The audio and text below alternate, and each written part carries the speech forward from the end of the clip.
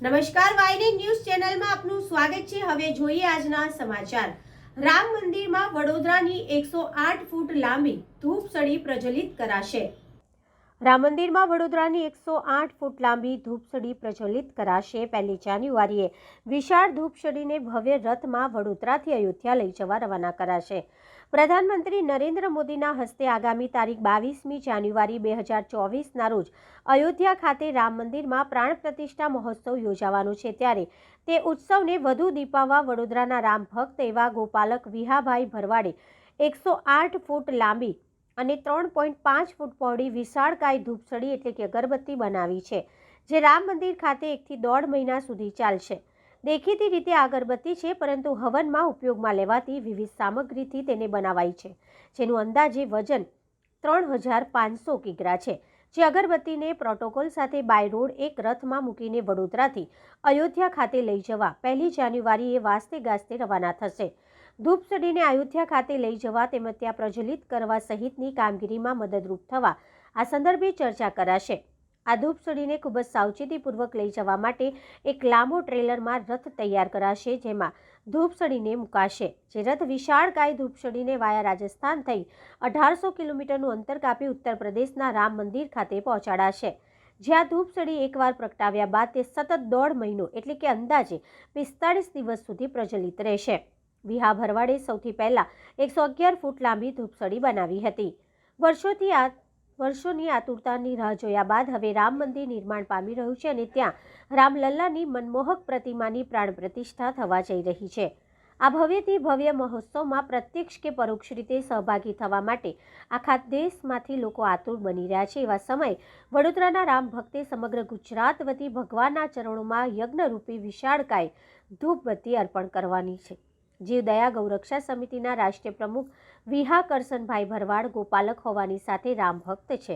તેમણે પાછલા વર્ષોમાં આ રીતે 3 વાર મહાકાય ધૂપસળી બનાવીને ભગવાનને સમર્પિત કરેલી છે। હવે રામ મંદિર ખાતે જ્યાં પ્રાણ પ્રતિષ્ઠા મહોત્સવ યોજાવાનું છે, ત્યારે ગુગળ, ઘી, તલ, જવ તેમજ હવનની વિવિધ પ્રકારની સામગ્રીનો ઉપયોગ કરીને 3500 કિલો વજનની 108 ફૂટ લાંબી અને ગોળાકાર ધરાવતી ધૂપસળી તૈયાર કરી છે। શહેરના તરસાલી વિસ્તારમાં પોતાના ઘર પાસે જ 6 મહિનાથી રોજ 2.5 થી 3 કલાકનો સમય ફાળવીને વિહાભાઈ ભરવાડ દ્વારા એકલા હાથે ધૂપસળી બનાવી છે। ચોમાસા દરમિયાન વરસાદને ધ્યાનમાં રાખીને તેમણે ધૂપબત્તી પર પાતળા પ્લાસ્ટિકનું રેપર લગાવ્યું હતું। ડિસેમ્બર મહિનાના અંત સુધીમાં આ ધૂપસળી બનીને તૈયાર થઈ જશે। આ ધૂપસળી બનાવવાના કામે વિહા ભરવાડને રામ ભક્તોએ સહાયરૂપ થયા છે। પ્રોટોકોલ સાથે ધૂપસળી આ રૂટ પરથી અયોધ્યા પહોંચશે। વિશાળ ધૂપસળી શોભારથ વડોદરાથી હાલોલ, કાલોલ, ગોધરા, સહેરા, અરવલ્લી, મોડાસા, શામળાજી થઈને ગુજરાતની બોર્ડર ક્રોસ કર્યા બાદ રાજસ્થાનમાં પ્રવેશ કરશે, જ્યાં ખેરવાડા, ઉદયપુર, માલવાડા, સાવરિયા સેઠ મંદિર, ચિત્તોડગઢ, ભીલવાડા, દાદિયા, કિશનગઢ, ગુદુ, બગરૂ, જયપુર, ઘોસા, મહેંદીપુર, બાલાજી, ચોરાયા, ભરતપુર, ફતેપુર સિકરી, આગ્રા, લખનઉ એક્સપ્રેસ વે થઈને ઇટાવા, કાનપુર, ઉનાવા, લખનઉ, બારબાકી થઈને અયોધ્યા ખાતે પહોંચશે। કેટલા ફૂટ લાંબી છે, કેટલા વજનની છે? અયોધ્યા રામ જન્મભૂમિ ખાતે ભગવાન શ્રી રામની પ્રાણ પ્રતિષ્ઠા જાન્યુઆરી 2024માં થવા જઈ રહી છે।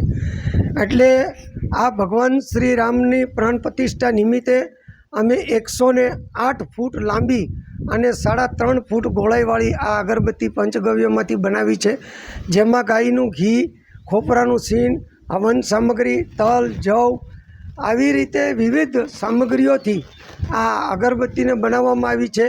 આગામી સમય એટલે કે ડિસેમ્બર 2023માં ખૂબ મોટી ભવ્ય શોભાયાત્રા સાથે રામ ભક્તો સાથે આ અગરબત્તીની અયોધ્યા ખાતે લઈ જવામાં આવશે અને ત્યાં ભગવાન રામને અર્પિત કરી અને પ્રજ્વલિત કરવામાં આવશે। Subscribe now and press the bell icon. Never miss an update.